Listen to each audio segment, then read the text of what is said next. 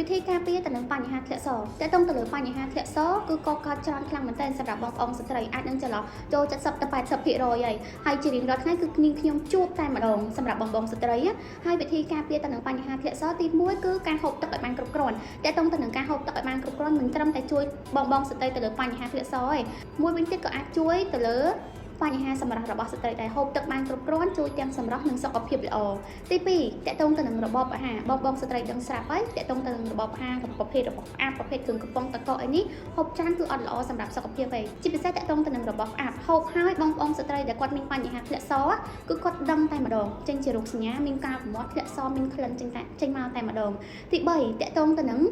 ការលំហាត់ប្រាណសម្រាប់រាងកាយរបស់យើងឲ្យបានរឹងមាំល្អយើងក៏ជៀសវាងក៏ដូចជាអាចបង្កា